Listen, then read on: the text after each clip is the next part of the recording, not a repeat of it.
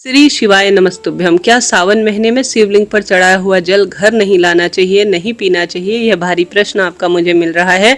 जैसा कि आप जानते होंगे, शास्त्रों में लिखा गया है कि सावन के महीने में जल में बहुत अधिक जो कीटाणु होते हैं और जलीय जो जीव होते हैं वह घर कर लेते हैं, क्योंकि भारी बरसात का ये समय हो रहा होता है।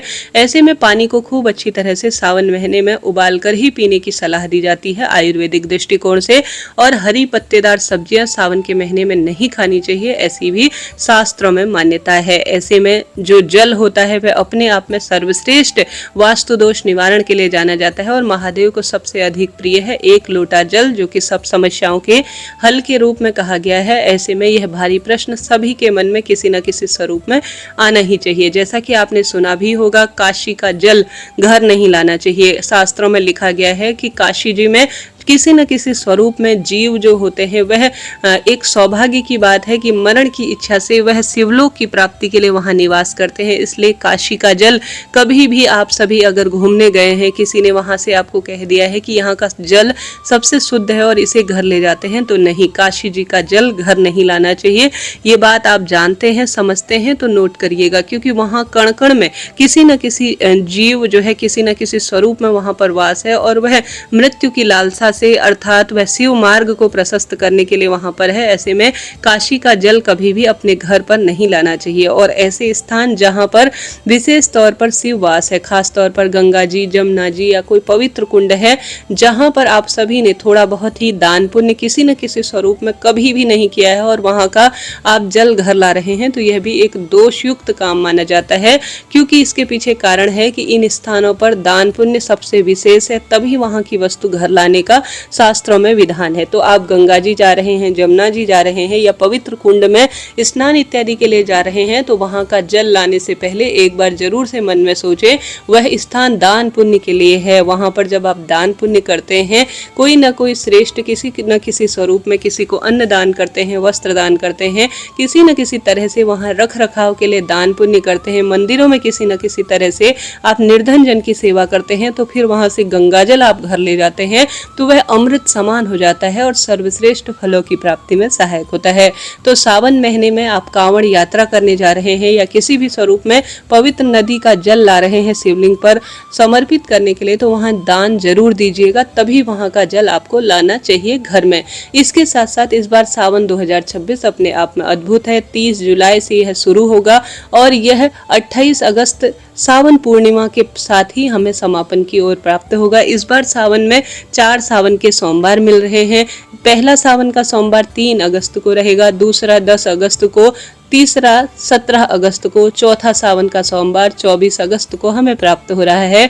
इस बार सावन शिवरात्रि 11 अगस्त की है और हरियाली अमावस्या 12 अगस्त 2026 की रहेगी। हरियाली तीज 15 अगस्त को है, नाग पंचमी 17 अगस्त को रहने वाली है और रक्षाबंधन 28 अगस्त 2026 का है। यह सावन का महीना सबसे श्रेष्ठ महीना है। इस महीने की गई शिव पूजा अनंत गुना लाभ देती है। तांबे के लोटे में आप सभी को दूध, दही, पंचामृत नहीं मिलाना है। आपको शुद्ध जल ही तांबे के लोटे में गंगा जल मिश्रित लेकर शिव मंदिर जाना चाहिए। पंचामृत आपको स्टील के बर्तन में ले जाना चाहिए। यह शिव पूजा की बात सबको पता होनी चाहिए। साथ ही आप सभी को जब बेलपत्र, ये जो दूसरी वस्तु है बेलपत्र, आप खाली शिवलिंग पर सरल तरीके से आप अपने घर से जल भर कर ले जाते हैं और बेलपत्र समर्पित कर कर खाली दीप दान कर देते हैं ना, तो यह भी शिव पूजा परिपूर्ण मानी जाती है।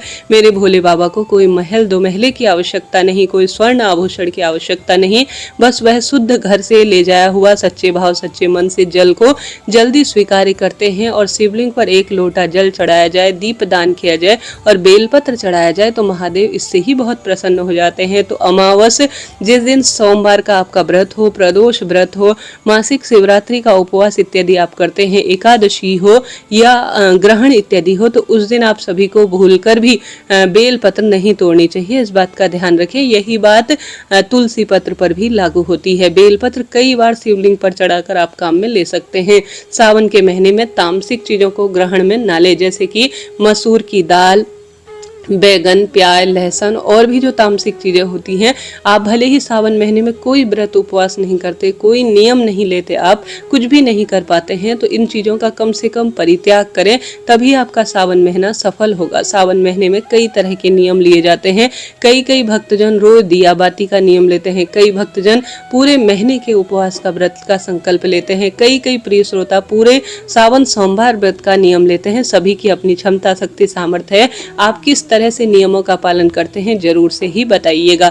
अब प्रश्न आता है कि क्या हमें सावन महीने में शिवलिंग में से चढ़ा हुआ जल घर लाना चाहिए या नहीं।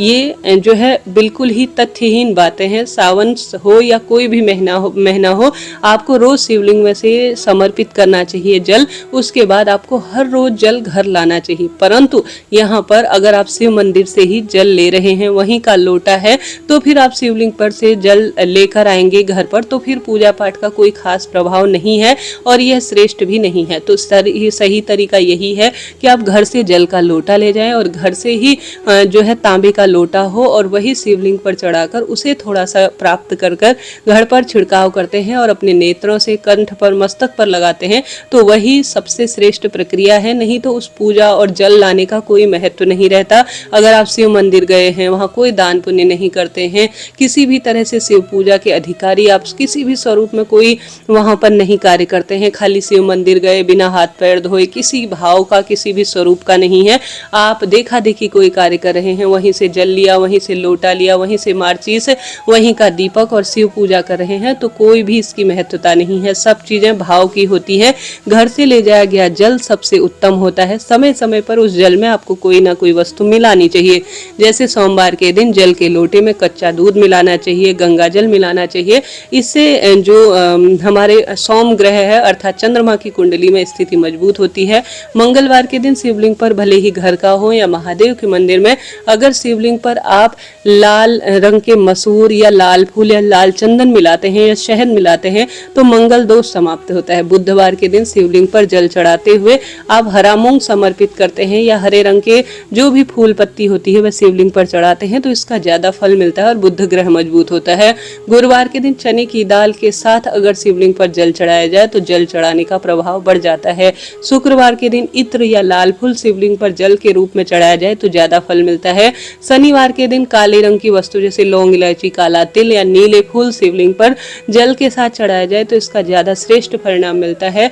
रविवार के दिन गेहूं या लाल रंग की कोई भी वस्तु जल के लोटे में डालकर शिवलिंग पर चढ़ाई जाए तो पूरे सप्त ग्रह, नौ ग्रह की दशा सुधरती है और खूब सौभाग्य मिलता है। शास्त्रों में मैंने आपको स्क्रीन पर श्लोक दिखाया है कि किस तरह से लिखा गया है।